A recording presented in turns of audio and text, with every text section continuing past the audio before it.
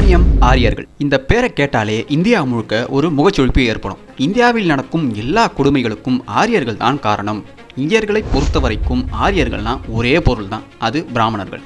பூணூல் போட்டுண்டு இவா நாட்டையே பிளவுபடுத்துறா, நாட்டையே ரெண்டாக்குறான்னு இந்தியாவில் இருக்கிற எல்லா கட்சியும் மேடைக்கு மேடை ஆரியம் என்ற பெயரில் பிராமணர்களை ஏசியே கட்சியையும் ஆட்சியையும் கோடியான சொத்துக்களையும் வச்சு வாழ்ந்துட்டு வராங்க. இந்தியாவில் 3% பிராமணர்கள் தான் எல்லாத்தையும் ஆட்டி படைக்கிறாங்க. ஆரிய பிராமணர்கள் தான் அடித்தட்டு மக்களை வாழ விடாம பண்றாங்க. இது மாதிரியான பேச்சுக்களை நாம நிறைய கேட்டிருப்போம்.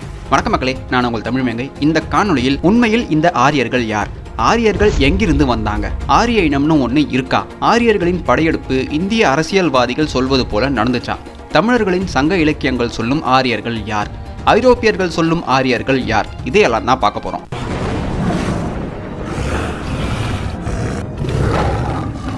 எனக்கு ஏற்கனவே எல்லாம் தெரியும், நீ பொய் சொல்லுவ, அதை ஏத்துக்கவே முடியாதுன்னு உருள்ற பூசோடோஸ் கோமாளிகள் பொறுமையா வீடியோவை முழுசா பாருங்க, பார்த்துட்டு காமெண்ட் பண்ணுங்க. ஆரியன் இன்வேஷன், ஆரிய இனம், ஆரிய வரலாறுன்னு நாம பேசுறதுல முக்கிய பங்கு யூதர்களுடையது தான். அது என்னன்னு நான் கடைசியில சொல்றேன்.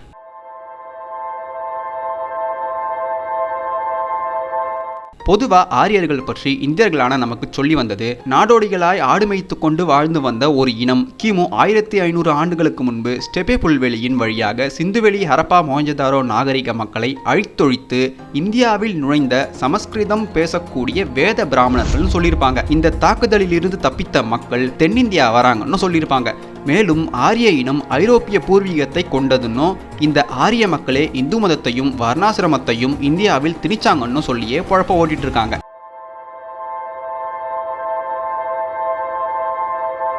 ஆரிய படையெடுப்பு கோட்பாட்டை உலகில் முதன்முறையாக எழுத்து ரீதியாக அறிமுகப்படுத்தியவர் மேக்ஸ் முல்லர். இந்த மேக்ஸ் முல்லர் ஒரு பிரிட்டிஷ்காரர். இவருக்கும் முன்பாக 1786ஆம் ஆண்டு வில்லியம் ஜோன்ஸ் என்ற ஆங்கிலேயர் தான் ஆரியன்ஸ் என்ற விதையை முதலில் தூவியது. இந்தியாவை சுரண்ட மட்டுமே ஆட்சி செய்து கொண்டிருந்த பிரிட்டிஷ் அரசாங்கம் இந்தியர்களை எப்போதும் ஒரு கூட்டு மனப்பான்மையோடு தலை தூக்கவே விடக்கூடாதுன்னு பிரிட்டிஷ் கல்வி முறையை இந்தியாவில் திணிக்கிறாங்க. அந்த கல்வி முறையை கண்டுபிடித்தவர்களுள் மேக்ஸ் முல்லரும் ஒருத்தர். 19ஆம் நூற்றாண்டில் வெள்ளைக்காரன் விதைத்த ஆரிய விதை 21ஆம் நூற்றாண்டு வரையிலும் தொடர்ந்துட்டே வருது. வணிக நிறுவனமா வளர்ந்த கிழக்கிந்தியா கம்பெனி இந்தியர்களின் குணம் தெரிஞ்சு இவங்களை ரொம்ப நாள் அடிமையா வச்சிருக்கவே முடியாது, இவங்களை எப்படியாவது நமக்கு அடிமையா வச்சிருக்கணும்னு முடிவு பண்ணி சூழ்ச்சியாலத்தான் அடிமைப்படுத்த முடியும்னு தெரிஞ்சு ஆரியம் என்ற இனம் எங்கிருந்தோ வந்தது, அதுதான் சாதிகளை உண்டாக்கி வர்க்க ரீதியான கொடுமைகளை செய்ததுன்னு புத்தம், ஜைனம், சமணம், வைணவம், சைவம், இஸ்லாம் போன்ற மதங்களில் இருந்த இந்தியர்களை பிரெட்டையும் ஜாமையும் காட்டி மத வேற்றுமையையும் சாதி ஏற்றத்தாழ்வையும் காட்டி இந்தியர்களை ஒருத்தரோடு ஒருத்தர் அடிச்சுக்க வச்சாங்க. அப்ப தொத்திக்கிட்ட இந்த ஆரியத்தை சில இந்திய அரசியல்வாதிங்க பாமர மக்களை மிக எளிதா ஏமாத்தலாம்னு தெரிஞ்சு மேல் சாதி கீழ் சாதி வர்ண உருட்டெல்லாம் உருட்டி சுதந்திரத்திற்கு பின்னாடி கோடிக்கணக்கான கொள்ளைகள், ஆயிரக்கணக்கான கொலைகள்னு ஆரியத்தை ஒரு கருவியா பயன்படுத்தினவங்க இன்றைக்கும் அதையே பயன்படுத்திட்டு வரவங்கன்னு எல்லாருமே செல்வ செழிப்பா இருக்காங்க. ஆனா ஆரியம்னா என்னன்னே தெரியாத இடைப்பட்ட மக்களான நாம தான் இதுல அல்லல் பட்டுட்டு வரோம். இந்த விஷயத்தை நல்லா மனசுல பதிய வச்சுக்கோங்க. வெஸ்டர்ன்ல எது உண்மைன்னு சொல்றாங்களோ அதுதான் உண்மை, அதுதான் வரலாறு. உன் சொந்த நாட்டு முன்னோர்கள் சொன்னது, எழுதி வச்சது எல்லாமே கதைகள், பொய்கள், அறிவியலுக்கு புறம்பானவைன்னு மெக்காலே கல்வி முறை மூலமா இந்தியர்கள் மீது திணிச்சாங்க. அதன் விளைவுதான் நம்ம முன்னோர்கள் எழுதிய சங்க இலக்கியங்களே ஒரு கட்டுக்கதை, அது வரலாறு கிடையாதுன்னு ஒன்னுத்துக்குமே பயன்படாத நவீன கோமாளிகளான நாமளே சொல்லிட்டு வரோம்.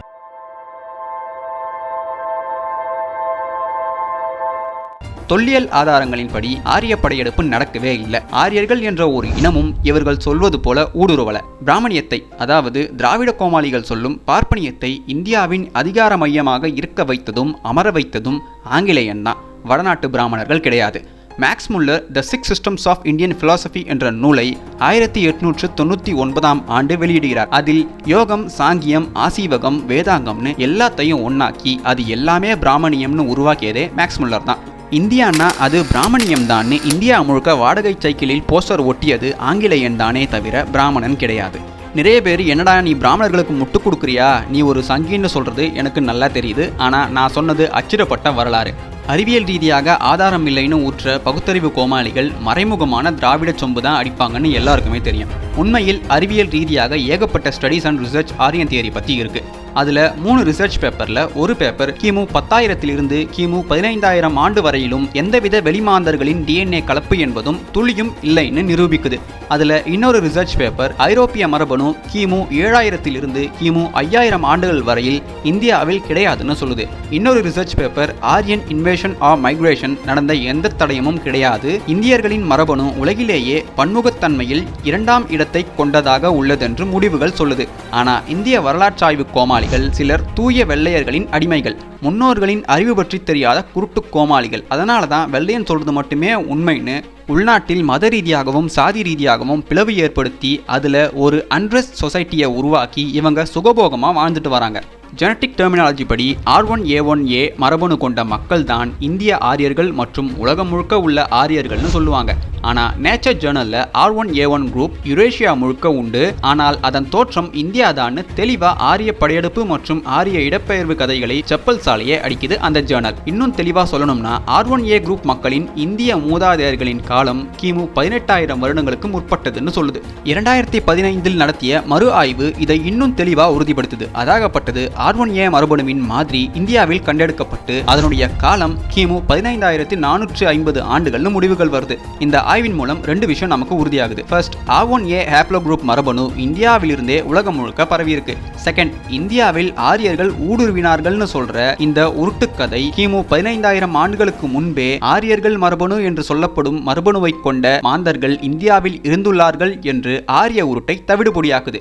ப்ரோ என்ன ப்ரோ போய் சொல்ற, ஆரியர்கள் ஊடுருவியதற்கான பல டிஎன்ஏ ஆதாரங்கள் இருக்கே ப்ரோன்னு நீங்க சொல்றது எனக்கு நல்லா கேக்குது. ஆனா பாருங்க, இந்தியாவில் கண்டுபிடிக்கப்பட்ட R1A மரபணுவின் காலம் கிமு 15465 ஆண்டுகளுக்கு முற்பட்டது. ஆரியன் ஊடுருவலை நிரூபிக்கிறேன்னு சொல்ற எந்த மரபணு ஆய்வும் R1A மரபணு கிமு 15000 வருடங்களுக்கு முந்தைய காலத்தில் இந்தியாவை தவிர உலகில் வேறெந்த பகுதிகளிலும் இன்று வரையிலும் கண்டுபிடிக்கப்படவே இல்லை.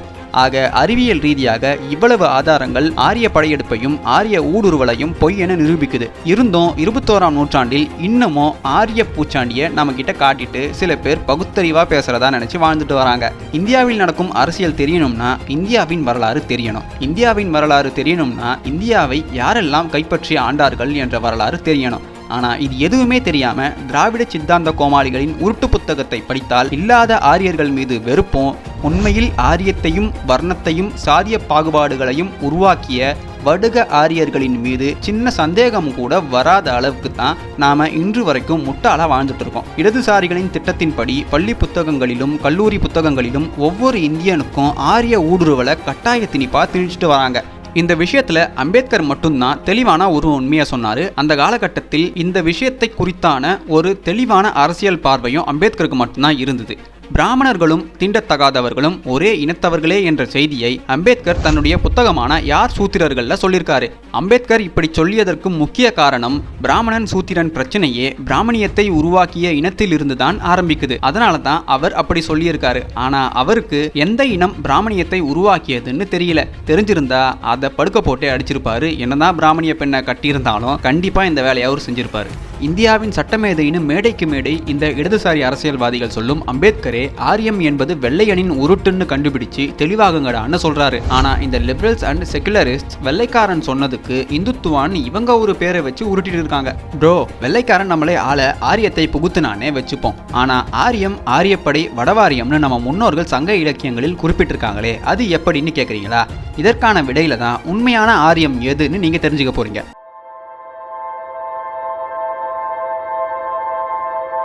புத்த மதத்தை பிராமணியம் அழித்துத்தான் பெரிதாக வளர்ந்ததுன்னு இந்தியாவில் ஆரிய எதிர்ப்பு பேசுகிற எல்லாருமே சொல்லுவாங்க. ஆனால் இந்த பிராமணியமே புத்த மதத்தின் கள்ள குழந்தை தான். பிராமணர்கள் பார்ப்பனியம், இந்துத்துவான்னு இவங்க சொல்ற இதெல்லாம் வேதத்தை அடிப்படையாக கொண்டதுன்னு சொல்லுவாங்க. புத்தர் இறந்து பல நூறாண்டுகள் கடந்துதான் வேதங்களே உருவாகுது. அது எப்படி உருவாகுதுன்னா தமிழர்களின் நான்மறைகளை அப்படியே நான் வேதங்களாக இட்டுக்கட்டி புனைவுகளை சேர்த்து உருவாக்குறாங்க. இந்த வேதங்கள் சதவாகனர் என்ற ஆந்திர அரசர்களின் காலத்தில் தான் உருவாக்கப்பட்டது. அந்த வேதங்களை முதலில் தலைமேல் வைத்து கொண்டாடியதும் ஆந்திர அரசனே. அவனுடைய பெயர் சீமுகன். இப்ப திராவிட தற்குறிகளுக்கும் தமிழின் சொற்பொருள் தெரியாத அரைவேக்காடு தமிழர்களுக்கும் ஒரு பெரிய தலைவலி இருக்கும். அந்த தலைவலியை நான் போக்கே ஆகணும். அது என்னன்னா அந்தனர், பார்ப்பான், ஐயர், பிராமணன். இந்த 4 சொல்லுமே இந்துத்துவா சொல்லும் பிராமணியமேன்னு பலரும் நம்பி வாழ்ந்துட்டு இருக்கீங்க. ஆனா பரிபாடல் அந்தனர், பார்ப்பான், ஐயர் இந்த 3 சொற்களும் இந்த 3 சொற்கள் குறிக்கும் பெயர்களை உடையவர்களுக்கும் வேறுபாடுகள் இருந்ததை அழகா சொல்லுது. ஆனா பிராமணர் என்ற பெயரை எந்த சங்க இலக்கியங்களும் சொல்லல. பரிபாடலில் வரும் இந்த மூவருமே பரிபாடலில் குறிப்பிடும் இந்த 3 பெயருமே தமிழ் பெயர்கள், தமிழர்கள். மணிமேகலையில் புத்தனை குறிக்க ஒரு பாடல் வருது. அதுல ஆரியன் அமைதியும் அமைவுறக் கோட்டும்னு வரும். புத்த மதத்தில் தான் முதல் முறையா அரசர்கள், அந்தணர்கள் நெறிமுறைகளை குறிக்க அரிய என்ற சொல்லை முன்னொட்டாக போட ஆரம்பிச்சாங்க. அதுவே பின் நாட்களில் ஆரிய என்றாகி புத்தனையும் ஆரியன் என்று குறிக்க ஆரம்பிச்சாங்க. ஆனா திராவிட தற்குறிகள் புத்தம் சரணம் ராமசாமின்னு உருண்டுட்டு இருக்கானுங்க. சாதி என்ற சொல் தொல்காப்பியத்திலேயே இருக்கு. ஆனா தொல்காப்பியம் தொழில் வழி சாதிகளையே குறிப்பிட்டிருக்கு. 40க்கும் மேற்பட்ட தொழில் வழி சாதிகளை தொல்காப்பியர் குறிப்பிடுறாரு. ஆனால் வடுக படையெடுப்புக்கு பிறகு, அதாவது தெலுங்கர் படையெடுப்பிற்கு பிறகு தொழில் வழி சாதிகளை பிறப்பு வழி சாதிகளாக வடுக பிராமணர்கள் உருவாக்கிய மனுநூலில் சேர்த்துடுறாங்க. இந்தியாவின் வடக்கிலும் பிராமணன் இருந்தது கிடையாது, இந்தியாவின் தெற்கிலும் பிராமணன் இருந்தது கிடையாது. வடுக ஆரிய பிராமணர்கள் பிராமணியத்தை உருவாக்கும் முன்பு வரையில் ஆரிய பிராமணன், ஆரிய பார்ப்பான்னு இவங்க சொல்ற ஆரியத்தின் பிராமணத்தின் சொந்தக்காரர்கள் வடுகர்களே, அதாவது தெலுங்கர்கள். வடுகர்கள் தென்னிந்தியாவை அடைய கரிகாலனுக்கு முன்பிலிருந்தே பல வழியில முயற்சி பண்ணிட்டு வராங்க.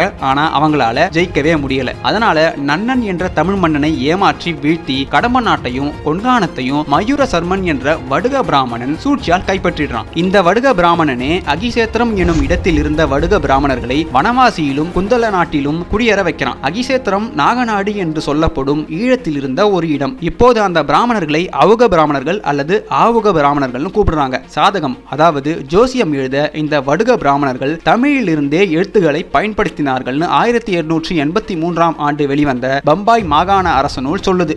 பாரம்பரிய தமிழ் மன்னனான நன்னனின் வேளிர் குலத்தை அழித்து நந்தனர்கள்னு வடுக பிராமணர்கள் தங்களை அழைச்சிக்க ஆரம்பிச்சாங்க. கிபி 2ஆம் நூற்றாண்டு வரையிலும், அதாவது கரிகார் பெருவளத்தான் சாகும் வரையிலும் சமஸ்கிருதம் என்ற மொழியே இருந்தது கிடையாது. அசோகனின் கல்வெட்டும் பாழி மொழியில் தான் இருக்குதே தவிர சமஸ்கிருதத்தில் கிடையாது. அப்போது வட இந்தியா முழுக்க திரிந்த தமிழையும் பாழி மொழி கலந்த தமிழையும் பேசி வந்திருக்காங்க. வட இந்தியாவில் இருந்த தமிழர்களை தென்னிந்தியாவின் தமிழர்கள் அவ்வப்போது பயணம் செய்து பார்த்துவிட்டு வருவதை மாமூலனார் நந்தன் வெறுக்கை எய்தினும் மற்றவன் என்ற பாடல் மூலம் விளக்கி சொல்றாரு. ஆக வட இந்தியாவில் பெரும்பாலான பகுதிகளில் தமிழர்கள் வாழ்ந்து வந்திருக்காங்கன்றது தெரியுது. அதுவும் இல்லாம புதிய அரச வம்சங்கள் தோன்றியதையும் சொல்றாரு. அகநானூற்று பாடல் 265இல் வடுகர்களின் இருப்பிடத்தை பற்றியும் பழக்க வழக்கங்கள் பற்றியும் மூர்க்கத்தனத்தை பற்றியும் சொல்றாரு மாமூலனார். இதே மாமூலனார் அகநானூற்று பாடல் 281இல் வடுக இனமான தங்கள் மோரிய இனத்தின் படை தென்னகத்துக்கு வர தடையாக இருந்த மலையை குடைந்து வழியை உண்டாக்கினார்கள் வடுகர்கள்னு சொல்றாரு. வடுகர்கள் மிகவும் கொடூரமானவர்கள் என்பதை அகநானூற்று பாடல் 375இல் இடையன் சேந்தன் கொற்றனார் அருமையா விளக்கியிருப்பாரு. இதுக்கப்புறம் மோரிய வடுகர்கள் தமிழ்நாட்டை தாக்க இளைஞர் சென்னி அவங்கள அடிச்சு ஓடவிடன்னு பல நிகழ்வுகள் நடந்தது. அதன் பின்னர் வடுகர்கள் மெல்ல மெல்ல கூலிப்படையாக மாறி தமிழர்களின் படைகளில் இடம் பிடிக்கிறாங்க. அன்னமிட்ட கைக்கே ஆப்படிச்சா மாதிரி தமிழர்களின் இந்த முடிவே காலத்துக்கும் வடுக பிராமணியத்தின் அடிமையாக இருக்க முக்கிய புள்ளியா இருந்துச்சு இந்த நிகழ்வு. காலப்போக்கில் மேற்கு வடுகர்கள் கோசர்களாகினர், அதாவது கன்னடர்களாகவும் கிழக்கு வடுகர்கள் தெலுங்கர்களாகவும் பிரிந்தனர். இரட்டப்பாடியில் வாழ்ந்த வடுகர்கள் மராத்தியர் ஆனார்கள்.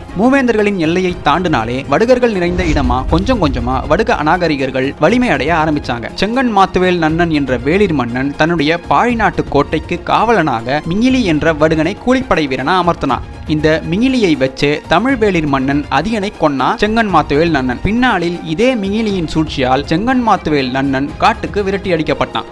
இதே போல சேரர், சோழர், பாண்டியர்னு தமிழரசர்களிடம் கூலிப்படையாக வேலை பார்த்த வடுகர்கள் அவர்களுக்கு எதிராகவே திரும்பி பல போர்களையும் பல துரோகங்களையும் செய்த ஏகப்பட்ட கதைகள் உண்டு. தமிழர்களிடமிருந்து நாடுகளை கைப்பற்றிய வடுக அநாகரிகர்கள் ஆளத் தொடங்கியதும் அவர்கள் உருவாக்கியதுதான் இந்தியாவில் முதல் நிறைவேற்றுமை கொள்கை என்ற ஆரியம். கூலிப்படையாக இருந்து அரச பதவி என்ற இடம் கிடைத்ததும் வடுகர்களைத் தவிர வேறெந்த இனமும் இவ்வுலகில் ஆரியர்கள் கிடையாதுன்னு சொன்னதும் வடுகர்களே. தமிழர்களின் நிறம் திராவிட கோமாளிகள் சொல்வது போல கருப்பு மட்டுமே கிடையாது. கருப்பும் வெளுப்பும் கலந்தவையே தமிழரின் நிறம். தாமே உழுதுண்டு வாழ்ந்த மக்களை காராளர் என்றும் உழைச்சொல்லி அவர்களின் உழைப்பில் வாழ்ந்தோரை வெள்ளாளர் என்றும் வகைப்படுத்தி வாழ்ந்தாங்க. ஆனா இந்த வெள்ளாளரையும் காராளரையும் வடுக பிராமணியம் சூத்திரர்கள்னு வர்ண முறையில் சேர்த்துட்டாங்க. புத்தனிடமிருந்து பிறந்த பிராமணியம் வளர்ந்து விட்டதை எதிர்த்த புத்தமும் ஜைனமும் கூட வர்ணங்களை பின்பற்றியதுதான். ஆனா இதையெல்லாம் ஜெய்பீம் கோமாளிகள் பேச மாட்டாங்க. காரணம், அந்த தற்குறிகளுக்கு இந்த வரலாறு துளியும் தெரியாது. ஜைனம் 4 வர்ணங்களை மூவர்ணங்களாக்கி பிராமணர், அரசர், வணிகர்னு உருவாக்கினாங்க. ஈத்திருமிறைவர் ஆதி மூவகை குலத்து என்ற சீவக சிந்தாமணி பாடலே இதற்கு ஆதாரம். பாழி மொழியில் இருந்து பல நூல்களை மொழிபெயர்த்த பீட்டர் மேஸ்ஃபீல்ட் என்னும் ஆய்வாளர் பாழி மொழி நூல்களில் கத்தியர், பிராமணர், பேசர், சூத்தர் என்ற பெயர்களில் 4 வர்ண கோட்பாடுகள் இருப்பதையும் அதை புத்த மதம் ஏற்றுக்கொண்டதையும் சொல்றாரு. அலெக்சாண்டர் படையெடுப்பில் கைப்பற்றிய சிந்துவெளியையும் அதன் மேற்கு மற்றும் கிழக்கு நிலப்பரப்புகள் எல்லாவற்றையும் சேர்த்து கிரேக்கர்களின் இந்தியா என்றே ஒரு பகுதியை ஆள ஆரம்பிச்சாங்க. ஆரம்பிச்சாங்க. கிரேக்கர்களுக்கு வடுக அரசர்கள் பிராமணியத்தின் உண்மை முகமான ஒழுக்கமற்ற நெறிமுறையான எல்லாவற்றையும் செய்து கிரேக்கர்களோடு கலந்து உறவாடி நிறமாற்றத்திற்கு உள்ளானாங்க. மீண்டும் தங்களை ஆரியர்கள்னு நிறத்தின் அடையாளத்தை முன்னிறுத்தி மறுபடியும் கூவ ஆரம்பிச்சாங்க. இமயமலைக்கும் விந்தியமலைக்கும் இடையிலான இடமே ஆரியவர்தம்னு வடுகர்கள் சொல்ல ஆரம்பிச்சாங்க. விந்தியமலைக்கு வடக்கில் இருந்த தமிழர்களின் கூட்டணி அரசுகளை வீழ்த்திய தைரியமே இன்னொரு காரணமாயிடுச்சு இவங்க இந்த மாதிரி பேச. ஆசீவகம் தொழில் முறையால் வெண்பிறப்பு, பொன்பிறப்பு, செம்பிறப்பு, பசும்பிறப்பு, கருநீல பிறப்பு, கரும்பிறப்பு என 6 வகையா பிரிச்சாங்க. இதனுடைய பொருள் தெரியாத வடுக பிராமணியம் இதை நிறப்பாகுபாடுன்னு நினைச்சு ஆரிய நிறவெறியை முதலில் கட்டமைக்கிறாங்க. அதுல சூத்திரர்களை கருப்பர்கள்னு முதல் முறையா முத்திரை குத்துறாங்க. ஆரியர் என்ற இனமோ ஆரியர் என்ற இனத்தின் ஊடுருவலோ நடந்ததற்கான எந்த சான்றுமே கிடையாது. வடக்கில் ஆண்டு வந்த மன்னர்களை சூழ்ச்சியாலும் சல்லாபத்தாலும் வீழ்த்தியது வடுக அநாகரிக பிராமணர்களே. வடுகர்களின் ஆரிய பிராமணிய கோட்பாடே வட இந்தியாவை இன்றளவும் கீழ்நிலையில் வைத்திருக்க காரணம். ஆரியர்களின் வரலாறோ பண்பாடோ தெரியாத ஐரோப்பிய கோமாளிகள் ஆரியர் என்போர் கைபர் போலான் கணவாய் வழியாக ஆடுமைத்து கொண்டு வந்தார்கள்னு ஒரு திட்டமிட்ட பொய்யை உருட்ட ஆரம்பிச்சாங்க. அதையே இந்தியாவின் வரலாறாகவும் அவங்க எழுதி வச்சுட்டாங்க. சரி, ஆரியத்தை உருவாக்கிட்டோம், ஆனா இதை எதிர்க்க ஒரு இனப்பகையை உருவாக்கினாதான் நம்முடைய பிரித்தாளும் ஆட்சி சரிவர நடக்கும்னு திட்டம் தீட்டி ஆரியத்தை உருவாக்கிய வடுகர்களிடமே திராவிடம் என்ற பொம்மையை உருவாக்கி ஒப்படைச்சாங்க ஆங்கிலேயர்கள். ஏற்கனவே வடுக பிராமணியத்தால் வட இந்தியாவை கூராடிய வடுகர்கள் வடக்கிலேயே நிலை கொள்ள ஆரம்பிச்சாங்க. தெற்கு வடுகர்கள் திராவிடத்தை பிடிச்சுக்கிட்டு தங்களுடைய முன்னோர்கள் உருவாக்கிய பிராமணியத்தை இவங்களே எதிர்ப்பது போல் தென்னகத்தை, குறிப்பா தமிழர்களை ஏமாற்றி ஆட்சி அதிகாரத்தில் உட்கார்ந்து கொண்டதும் அவங்க மறுபடியும் அவங்களுடைய வடுக பிராமணியத்தை வெளியே கொண்டு வர ஆரம்பிச்சாங்க. 19ஆம் நூற்றாண்டு வரைக்கும் இந்தியாவில் பல்வேறு தேசிய இனத்தவர்கள் உள்ளதை மறைத்து எல்லா மதங்களையும் ஒன்று சேர்த்து ஹிந்துஸ்னு பேர் வச்சாங்க இந்த ஐரோப்பியர்கள். 1837ஆம் ஆண்டுக்கு பின் ஜேம்ஸ் பிரின்சப் என்பவர் தான் அசோகனின் பெயரை முதலில் கற்பிக்கிறார். வில்லியம் ஜோன்ஸ் முதலான இந்தியவியலாளர்கள் தொகுத்த இந்திய மன்னர்களின் கால வரிசையில் அசோகனின் பெயரே அது வரைக்கும் கிடையாது. இன்னும் சொல்ல போனா அசோகனின் கல்வெட்டில் பியதசனா என்ற பெயர் தான் இருக்கும், அசோகன் என்ற பெயரே கிடையாது. ஈஸ்ட் இந்தியன் கம்பெனியில வேலை செஞ்ச டர்னர் என்பவர் தான் இலங்கையின் புத்த சமய நூல்களில் உள்ள அரசர்கள் கால வரிசையில் அசோகன் எனும் பெயர் இருப்பதை கண்டுபிடிக்கிறாரு. அதனால பியதசனா என்பது அசோகனின் புனை பெயர் என இந்திய வரலாற்று ஆய்வுலகம் முடிவு செஞ்சிடுது. ஆனா உண்மையான அசோகனின் வரலாறுன நாம என்ன படிச்சுட்டு வரோம் நீங்களே யோசிச்சு பாருங்க. தமிழர்களின் நான்மறை வேதங்களை திருடி அதை பிராமண வேதங்களாக மாற்றியது முழுக்க முழுக்க வடுகர்கள், வடுக பிராமணர்கள். கேவலமான வடுக பிராமணியத்தின் இழி சமஸ்கிருதத்தை அறநெறி கொண்ட நன்மொழியாக்க இலக்கணம் படைத்ததே தமிழர்கள் தான். ஆனா அதையும் திரித்து புராண உருட்டுகளை உருட்டியது அதே வடுக பிராமணர்கள் தான். இந்தியா முழுவதும் பல்வேறு இனமக்களும் தமிழ் பேசி தமிழையே வாழ்க்கை மொழியாக கொண்டனர். கிமு 6ஆம் நூற்றாண்டில் மெல்ல மெல்ல தமிழ் திரிபடைய ஆரம்பித்து பாழி, பிராகிருதம் போன்ற பல பாகத மொழிகள் உருவாச்சு. ஆனாலும் சமஸ்கிருதத்தில் எழுதப்பட்ட முதல் கல்வெட்டு கிபி 150ஆம் ஆண்டு தான் கிடைக்குது. பாகதம், கிரேக்கம், அராமிய மொழிகளில் கல்வெட்டுகளை எழுதின அசோகன் சமஸ்கிருதத்தில் ஒரு கல்வெட்டு கூட எழுதலன்னு AN உபாத்தியே சொல்றாரு. பண்டைய சமஸ்கிருதம், அதாவது தமிழர்களின் வேதங்கள் முழுக்க முழுக்க ஒவ்வொரு திணை தெய்வங்களுக்கான வேள்விகளையே உள்ளடக்கிய வேதங்களா இருந்துச்சு.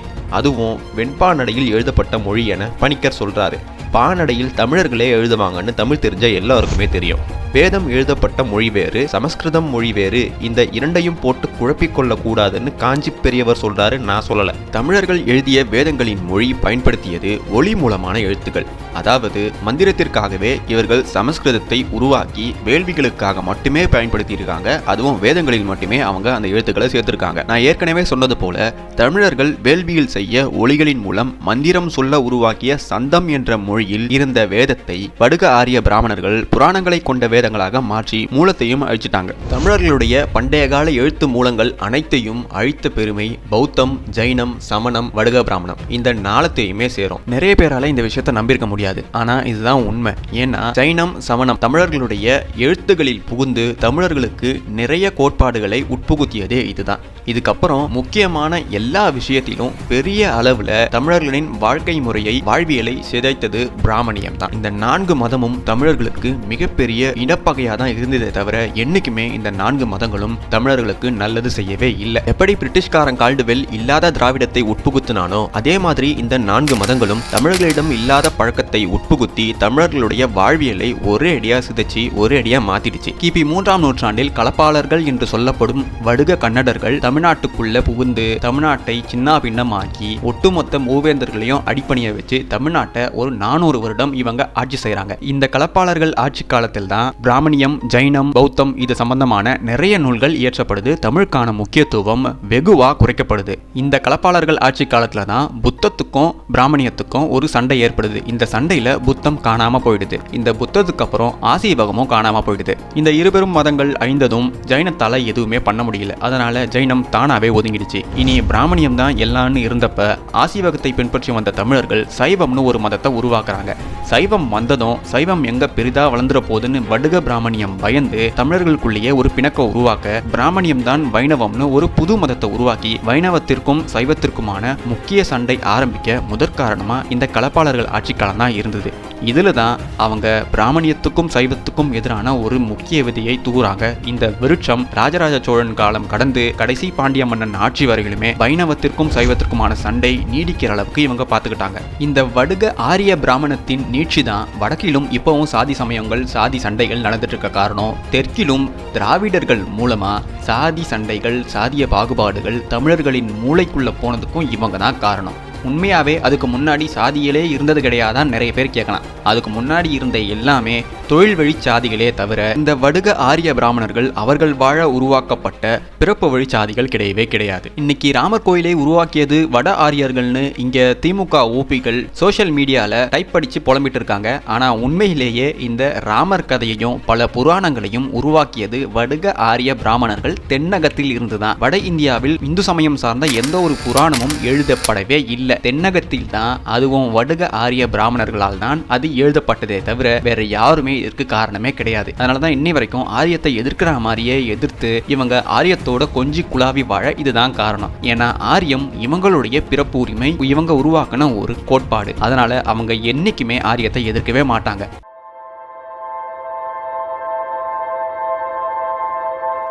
ஆரியம்னு பேசினா நாம கண்டிப்பா ஹிட்லர் பத்தி பேசியே ஆகணும். ஹிட்லர் தன்னை உயர்ந்த ஆரியர் என்றும் ஜெர்மானியர்களே உயர்ந்த ஆரிய இன மக்கள் என்றும் சொன்னதா கட்டுக்கதையை கட்டவிழ்த்து விட்டது யூதர்கள். அதற்கு காரணம் ஹிட்லர் ஆரிய இனவாதத்தை முன்மொழிந்து உலகையே பிடித்து ஆட்சி பண்ண கிளம்பிட்டான்னு இவங்க உலகம் முழுக்க ஆரியம்னா என்னன்னே தெரியாத மக்களிடம் ஆரிய இனவாதத்தின் கொடுங்கோலனாய் ஹிட்லரை காட்டி அவரையும் அவர் தூக்கி நிறுத்திய ஜெர்மனியையும் யூதர்கள் திரைமறைவிலிருந்து நட்பு நாடுகள் என்ற போர்வையில் போர் இனத்தையே அழித்தொழித்தாங்க. ஆனா இவங்க அந்த வேலையை செஞ்சுட்டு ஹிட்லர் மேல கொடுங்கோல இவன் இனப்படுகொலை செஞ்சான்னு அப்படியே பிளேட்டை திருப்பி போட்டுட்டாங்க.